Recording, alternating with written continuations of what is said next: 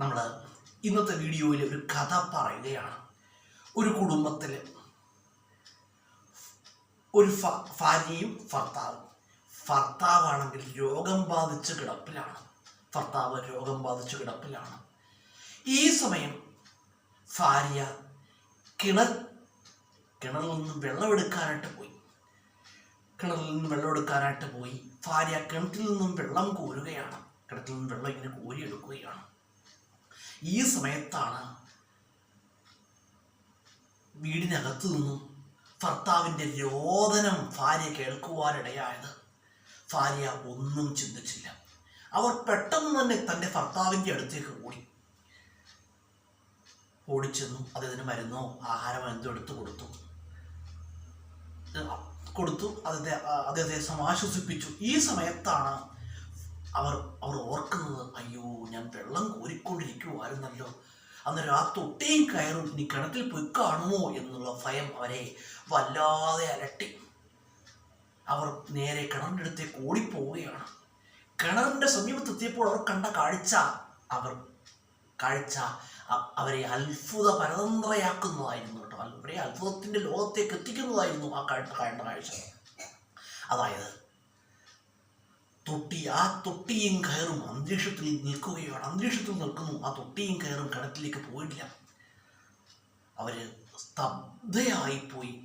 എന്തുകൊണ്ടാണ് ഈ തൊട്ടിയും കയറും? നമുക്കറിയാം, കിണറ്റിലെ വെള്ളം പോയിക്കൊണ്ടിരുന്ന സമയത്തെ കയറിൽ നിന്ന് പിടിവിട്ടാൽ ആ തൊട്ടിയും കയറും കിണറ്റിൽ പോകും. സ്വാഭാവികമായ ഒരു പ്രോസസ്സാണ്.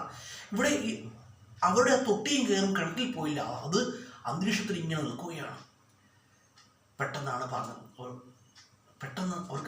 അവര് പകച്ചു നിൽക്കുകയാണ്. പെട്ടെന്നാണ് ഒരു അശരീരി ഉണ്ടാകുന്നത്.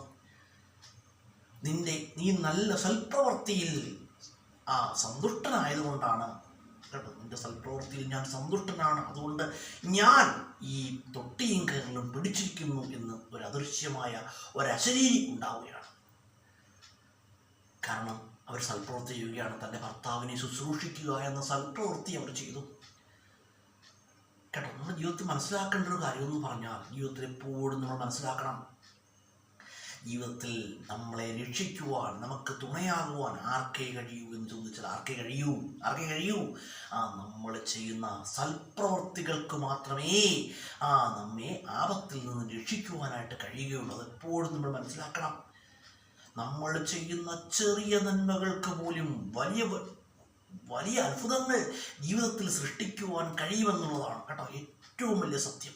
നമ്മൾ ചെയ്ത ചെറിയ നന്മകൾ പോലും വലിയ അനുഗ്രഹങ്ങളായി നമ്മുടെ ജീവിതത്തിലേക്ക് മടങ്ങിയെത്തുമെന്നാണ് കേട്ടോ. എപ്പോഴും നമ്മൾ മനസ്സിലാക്കണം.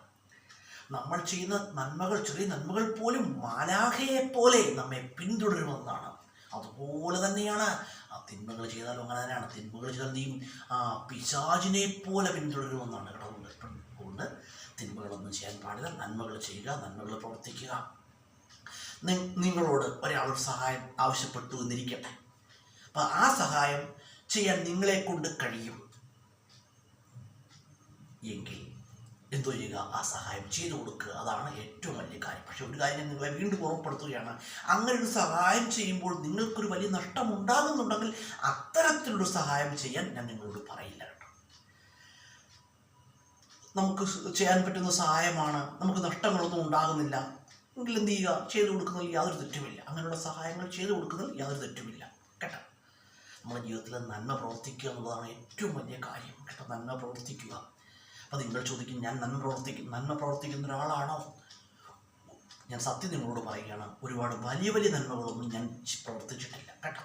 സത്യം, ഒരുപാട് വലിയ നന്മകളൊന്നും പ്രവർത്തിച്ചിട്ടില്ല. പക്ഷേ എന്നാൽ കഴിയുന്ന ചെറിയ നന്മകൾ ഞാൻ ദിനം പ്രതി ചെയ്തു പോവുകയാണ് കേട്ടോ. എന്നാൽ കഴിയുന്ന ചെറിയ നന്മകൾ ദിനം പ്രതി ചെയ്തു പോവുകയാണ്. അത് എന്തൊക്കെയാണ് ഞാൻ ചെയ്ത നന്മകളെന്ന് ഞാൻ ആരോടും തൽക്കാലം വെളിപ്പെടുത്തുന്നില്ല കേട്ടോ. അത് എന്നെ അറിയുന്നവർക്കൊക്കെ അറിയാം. ഞാൻ ചെയ്യുന്ന നന്മകൾ എന്തൊക്കെയാണെന്ന് എന്നെ അറിയുന്നവർക്ക് അറിയാം കേട്ടോ. അത് പറഞ്ഞതാണ്. അപ്പോൾ നമ്മുടെ ജീവിതത്തിൽ എന്ന് പറഞ്ഞാൽ നല്ലത് ചിന്തിക്കുക, നല്ലത് പ്രവർത്തിക്കുക.